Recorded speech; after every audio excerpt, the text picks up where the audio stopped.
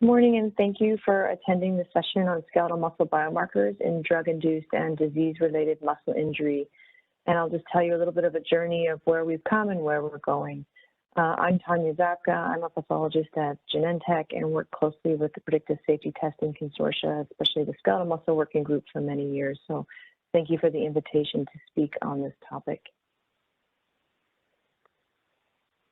So really what I want to do is show you some high-level data without going into the details for which we don't have time, but really bring you on the journey for when we came from a non-clinical letter of support in 2015 to then allowing us to generate clinical proof of concept study with drug-induced muscle injury and liver injury, bridging this information then to neuromuscular disease proof of concept studies, for which I'll provide examples from spinal muscle atrophy. And now where we're going from univariate to multivariable approaches to allow the biomarker biology of the biomarker panel to flex and facilitate more robust performance and or providing pathomechanistic insight. So where do we come from? The skeletal muscle working group triaged a longer list of biomarkers to arrive at these 4 injury markers that are related to structure and energetics to bridge or cover the breadth of biology of the muscle, as well as adding a functional marker, myostatin GDF8, to enable analysis against clinical function. And so the markers can be both specific to the skeletal muscle, like CKM or skeletal troponin I, and or be related to also cardiac muscle, such as fatty acid binding protein and myosin light chain 3. Myostatin is mostly expressed in skeletal muscle, but it's also responsible for regulating bone mass. So the PSTC ran 35 rat toxicity studies covering 4 main mechanisms of toxicity across 9 compounds. And this allowed us to achieve a letter of support in 2015. And basically, at a very high level, the qualification studies ultimately provided the foundation for us to have compelling data to then explore them in neuromuscular disease and clinical drug-induced muscular injury. So these markers overall improve the sensitivity and specificity when used with and independent of AST and CK. They improve diagnostic certainty, and they corresponded to the severity of skeletal muscle injury.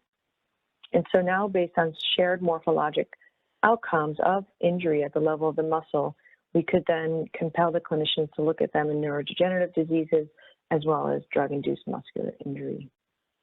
So briefly, the data showed that the novel skeletal muscle biomarkers outperform AST and CK, with their ROC curves being greater than or equal to 0.82 versus the standard labs of less than or equal to 0.82.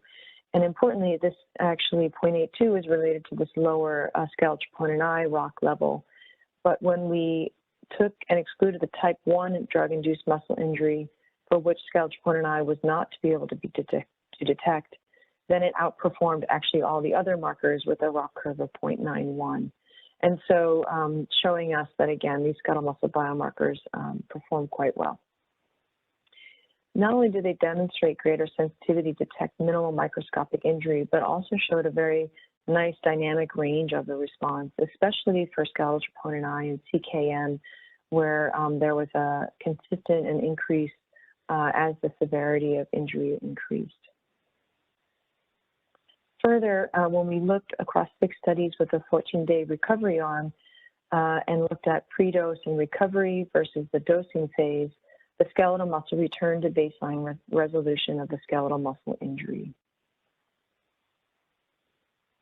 And then also looking at studies where there was no liver or skeletal muscle injury, where there was liver injury alone or skeletal muscle injury alone, the biomarkers added specificity to differentiate liver from skeletal muscle injury, whereas AST responded to both types of injury. There also was an age study in which we want to know if age would confound the ability to detect drug-induced injury. And basically, the skeletal muscle biomarkers at baseline were quite similar, although trended a little higher in the aged versus the young. And they were equally responsive to injury between the aged and the young rats. except for CKM, which showed a little less robust response for, in the young rats. And they were specific for skeletal muscle injury when we looked at the liver-specific toxicant APAP, in which they did not respond. And then we generated a clinical reference range data set. The PSTC and Pfizer did this for a total of 243 normal healthy volunteers. There was across different age groups, the males and females, and ethnicities, mostly looking at African Americans and Caucasians. And it showed that there was no real effective age on the level of the biomarkers, similar to what we saw in the rat. Gender, the levels in females tend to be slightly lower than males, except for FABP3, and this might be consistent with females having less muscle mass than males in general, and also relying a bit more on kind of a slow burn muscle than the fast burn muscle. And then levels were slightly higher in African Americans relative to Caucasians, and again, this might be related to baseline muscle mass. So we use this data to then look retrospectively at a study in which we had clinical drug-induced liver injury and or muscle injury. So the goals of looking retrospectively were to evaluate the reference range in cancer patients because we assume there might be an altered baseline or upper limit of normal because of cancer cachexia or cancer wasting, where the muscle wastes away. And so we wanted to make sure how best to benchmark the new skeletal muscle biomarkers. We also wanted to differentiate liver and skeletal muscle injury to see if we could improve precision medicine rather than relying on ALT and AST and CK alone. We hoped that they would show more sensitive response to skeletal muscle injury and respond prior to CK to improve monitoring and predict patients at risk, but the data set was not robust enough to answer these questions. So basically, we had 4 cohorts of patients. We had controls, those with only elevations in enzymatic CK, so skeletal muscle injury presumably, those with only elevations in ALT, so that's liver injury only presumably, and those with both CK and ALT elevations to suggest both skeletal muscle and liver injury. So to answer the first question, we did demonstrate that the skeletal muscle biomarkers have an altered upper limit of normal in cancer patients, and they are lower. And this allowed us to measure against the cancer patient upper limit of normal to reduce the false negatives. And interestingly enough, the ALT, AST, and GLDH were not altered in the cancer patients.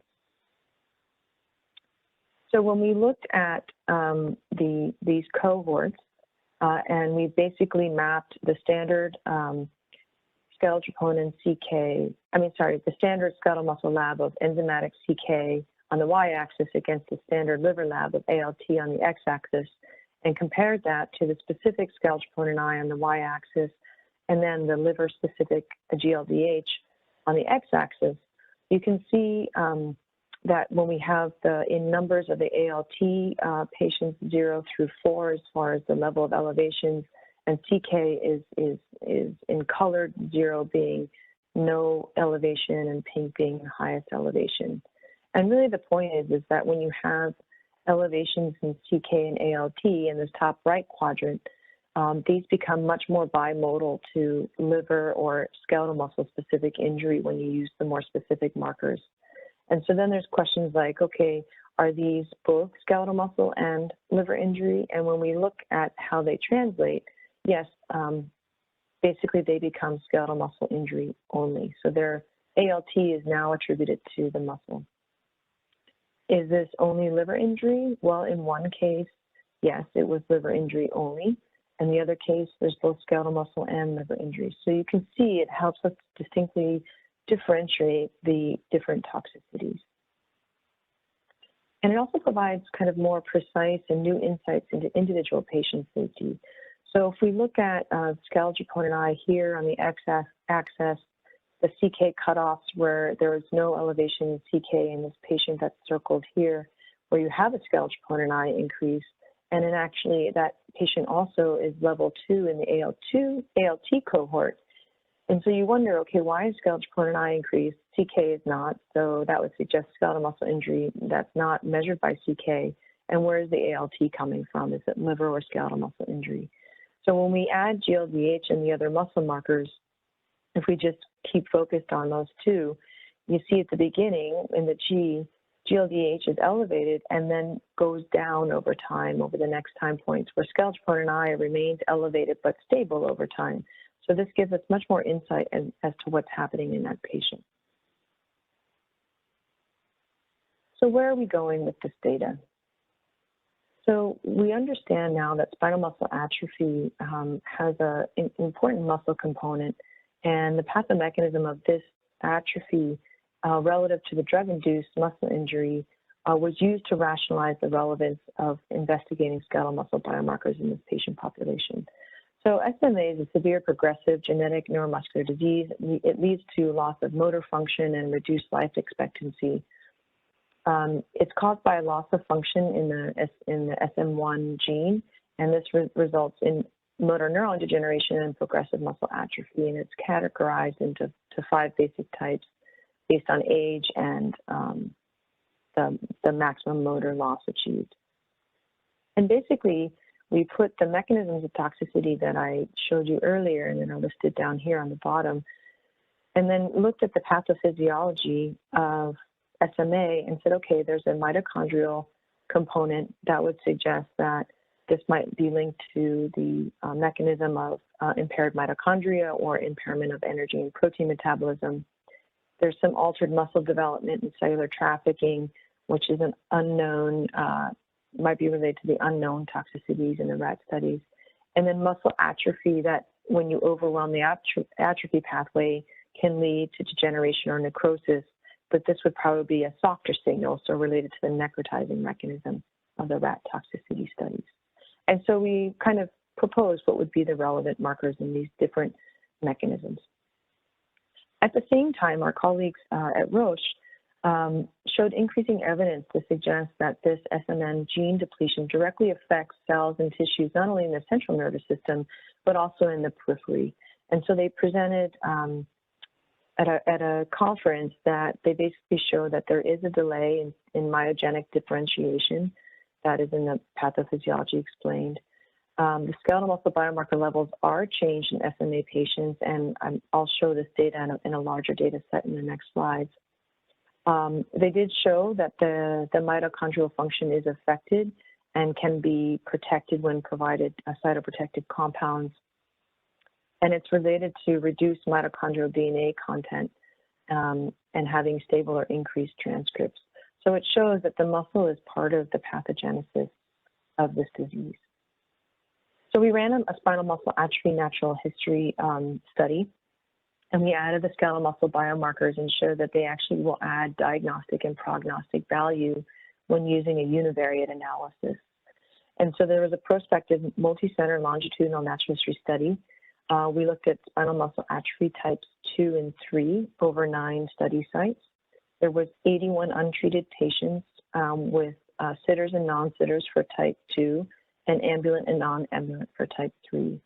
And we measured standard biomarkers as well as the novel biomarkers, as well as clinical endpoints that are more standard motor function electrophysiology every 6 months for up to 24 months over 5 time points. And this was just presented at the World Muscle Congress as a late-breaking abstract in September.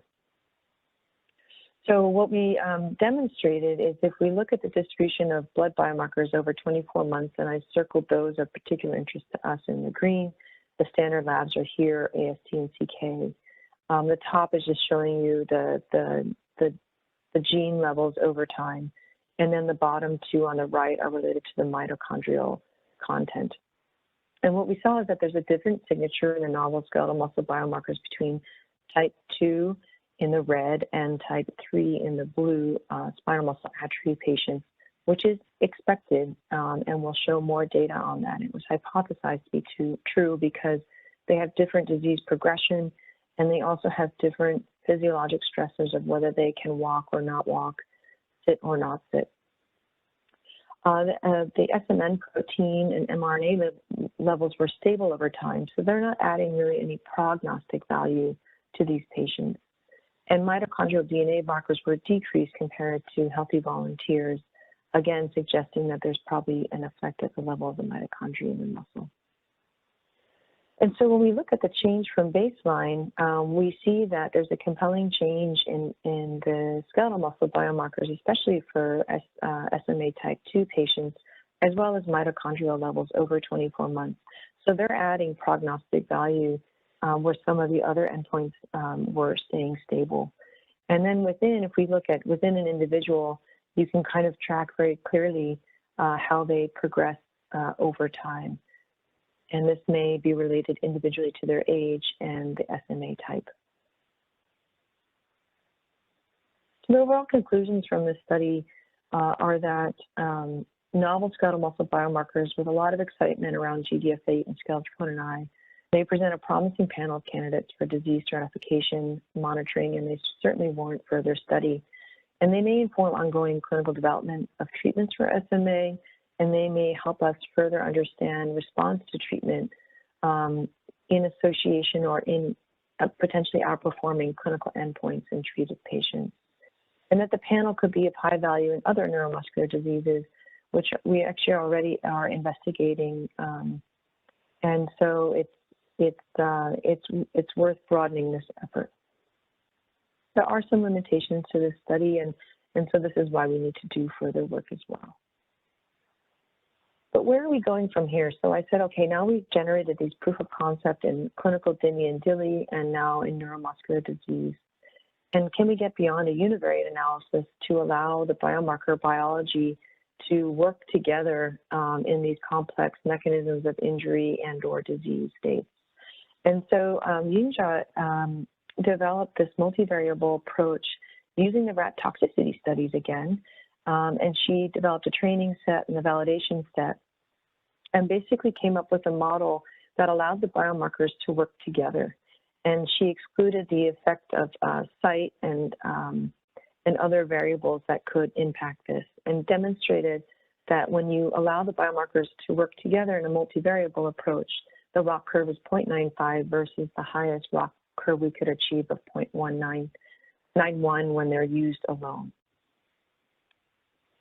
She also demonstrated that when you kind of group them by toxicity, mechanisms of toxicity, so basically we have kind of zero is this turquoise in the zeros in the quadrant here when we look at FABP3 on one axis, skeletal troponin I, and then myosin light chain 3 on another axis in a 3D way. You can see that like pink is the mitochondrial impairment, and that squarely differentiates itself from looking at impairment of energy or protein metabolism together with mitochondrial impairment and necrotizing, which is what one toxicant did. And that differentiates itself from the green with one toxicant having mitochondrial impairment and being necrotizing. And so it shows us that, yes, in fact, when looking at the signature, it can give you pathomechanistic insight. So then we actually translated this to the spinal muscle atrophy patients, and we said, okay, remember that table I showed you where we were predicting and hypothesizing how the pathophysiology of disease could translate to different mechanisms of toxicity. And we said that 1, 2, and 5 would probably be the most prominent, and then 3 would be to kind of a lesser extent. And so what she did was she used the rat toxicant to predict what would happen in spinal muscle atrophy patients. And when lumped all together, you can see they rank order of 1, 5, 2, greater than 2 and 3 together, and much greater than 1, 2, and 3 together. And so what this is telling us is that, in fact, we predicted this appropriately, and that this may help us understand what's happening as far as SMA pathophysiology, and that, you know, linking necrotizing with mitochondrial impairment makes sense because mitochondrial dysfunction is critical in the atrophy signal that then spills into necrosis when overwhelmed. So the data is starting to make sense. And my last example is that actually then when you split type 2 and 3, type 2 here on the left and type 3 on the right, spinal muscle atrophy patients, just like in the univariate analysis, they show a different signature in the biomarkers. And it actually also is consistent with what we would anticipate. Type 3 patients can be more ambulatory, they're older. Type 2 patients are younger, and they never really become ambulatory. And so really these mechanisms of impaired energy and protein metabolism and the unknown mechanisms and mitochondrial impairment are more paramount in type 2, where you have less of a necrotizing component, whereas the necrotizing component becomes more important in more ambulatory patients. So again, early but very exciting data, and data that we need to follow up and pressure test a little bit more, but we wanted to share this with you to show you where we're going with these skeletal muscle biomarkers. So our ongoing work is to continue this multivariable analysis on the SMA natural history study, and then hopefully apply it to other data sets that might be coming up in neuromuscular disease, including Lou Gehrig's natural history study that we're waiting to analyze, as well as kind of upcoming clinical data that may come out of Duchenne's muscular dystrophy and spinal muscle atrophy clinical trials.